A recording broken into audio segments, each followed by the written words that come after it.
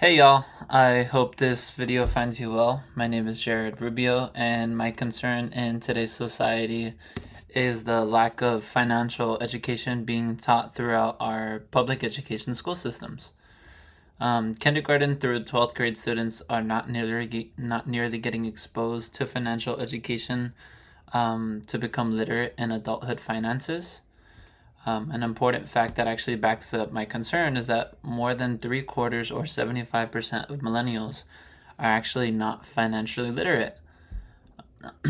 Also, experts believe that this will cause debt concerns, unhappiness in the masses, inequality, socioeconomic issues, and even major reliance on government assistance. Financial literacy and financial education can create a ripple effect that causes stability, equality, and a better quality of life for Americans now and later. The learning theory plays into all this because it has a lot of good concepts that can go directly into my societal concern. For example, I believe B.F. Skinner's concept of operant conditioning can be a good way to reward students' behaviors based on their competence with financial lessons. And I also believe that the social learning theory that Albert Bandura presents can also be a good concept to implement into my big problem. So, in a nutshell, we'll be using SLT to enforce standards into all kids. With that being said, holding that standard alone will help kids get accommodated to the lessons that will make them become financially literate. After the SLT theory is then being implemented, we will end up moving into our next step, which is the operant conditioning concept. Now, this concept can look a little bit different depending if the assignment is a template, worksheet, project, or test that the students have to complete. But however, the end goal is just rewarding students once they prove they are financially literate in the assignment that was given to them. So one innovative solution that me and my colleagues came up with is to implement this plan by starting kids from a younger age to become financially literate.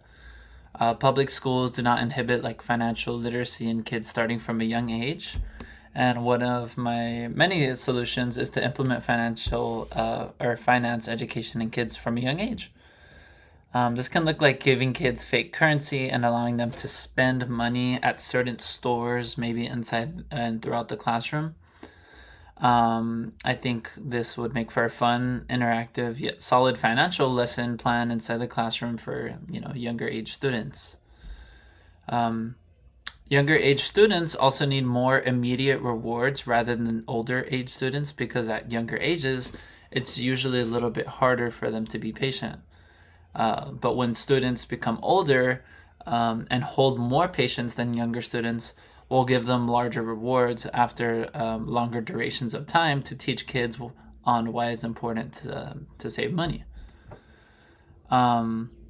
What I need and what students need to organize this solution is have some funding based on rewards that will be provided to students. So, like I said earlier, I can imagine for younger students, more immediate rewards can be like smaller candy bars, maybe treats, pizza parties, or maybe some sort of fidgeting toys. While older students can get provided bigger rewards over larger times, maybe like movie tickets, gift cards, or even an admission into certain theme parks. This funding for my area of need is important because it will teach kids that learning how to be financially literate will end up being reinforced with positive results, just like it does in adulthood. If you save money, you get good outcomes. I appreciate you all listening and taking the time out of your day to hear my presentation. Financial literacy is a very important thing in our youth these days, and inhibiting that in an early age for these students throughout their grade level journey is very important. I hope you guys will support my cause, and thank you guys in advance.